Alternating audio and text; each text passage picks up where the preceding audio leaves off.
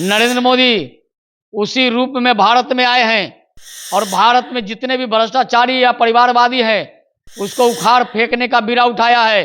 देश की जनता ने उन्हें आशीर्वाद दिया है। इन भ्रष्ट बेईमानों को देश की सत्ता में नहीं आने देना है। देश की जनता ने तय कर लिया है 400 पार नरेंद्र मोदी की सरकार।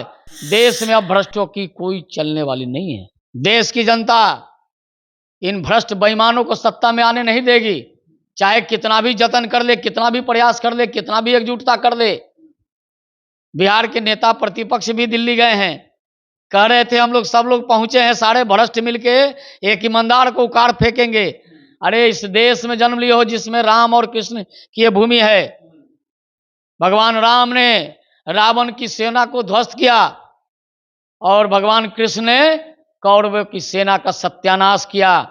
आपको पता होनी चाहिए नरेंद्र मोदी उसी रूप में भारत में आए हैं और भारत में जितने भी भ्रष्टाचारी या परिवारवादी हैं उसको उखाड़ फेंकने का बीड़ा उठाया है। देश की जनता ने उन्हें आशीर्वाद दिया है। इन भ्रष्ट बेईमानों को देश की सत्ता में नहीं आने देना है। देश की जनता ने तय कर लिया है 400 पार नरेंद्र मोदी की सरकार। देश में अब भ्रष्टों की कोई चलने वाली नहीं है। क्या होगा इन लोगों का? इन लोगों का शासन अब आने वाला नहीं है, कभी भी नहीं। बिल्कुल कभी नहीं आएगा। देश की जनता ने मन बना लिया है नरेंद्र मोदी हमारा सेवक है, उसी को प्रधान सेवक फिर से बनाना है। देश में भ्रष्टों की जमात की कुछ नहीं चलेगी। बोल रहे हैं कि लोकतंत्र बचाओ, देश को बेच रहा है, ये भेल बेच रहा है, तेल बेच रहा है, ये बेचने वाला प्रधानमंत्री है।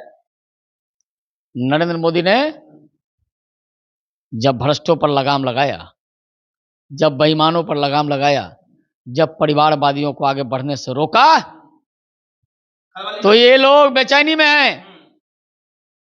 ये लोग कह रहे हैं नरेंद्र मोदी को उखाड़ फेंकेंगे। अरे देश की जनता नरेंद्र मोदी के साथ है। नरेंद्र मोदी के साथ देश की जनता अगर है तो ये भ्रष्टों बेईमानों से हम लोग डरेंगे नहीं। इन भ्रष्ट बेईमानों को जेल की जगह जेल की चक्की काटनी पड़ेगी, जेल में जाना होगा, कोई बचाएगा नहीं। देश की जनता ने तय कर लिया है चाहे कितने भी परिवारवादी एकजुट हो जाएं, देश में अब इन लोगों का कुछ चलने वाला नहीं। इतना लोग इकट्ठा हो गए फिर भी नहीं उखाड़ पाएंगे आप लोगों का। कौरवों की सेना में काफी संख्या थी। भगवान कृष्ण को कहा था, दुर्योधन ने ललकारा था, कहा था, धृतराष्ट्र ने कहा था कृष्ण तुम भाग जाओ, तुम्हारी सेना टिकेगी नहीं। कृष्ण ने कहा कि 5 गज दे दो, 5 गांव दे दो। कहा कि नहीं 5 गांव 5 गज देंगे, चलो तुम्हारे लिए जगह पहाड़ और जंगल में देख लो, यहां मत रहो।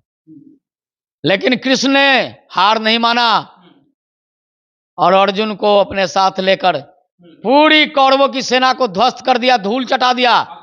ये वही भारत भूमि है। इस भारत की भूमि पर न रावण की सेना चलेगी, न कौरवों की सेना चलेगी। यहाँ तो नरेंद्र मोदी की सेना ही चलने वाली है, या नरेंद्र मोदी का ही बिगुल बजेगा। नरेंद्र मोदी के साथ देश की जनता तैयार बैठी है। तय कर लिया बिल्कुल तय है 400 पार मोदी सरकार।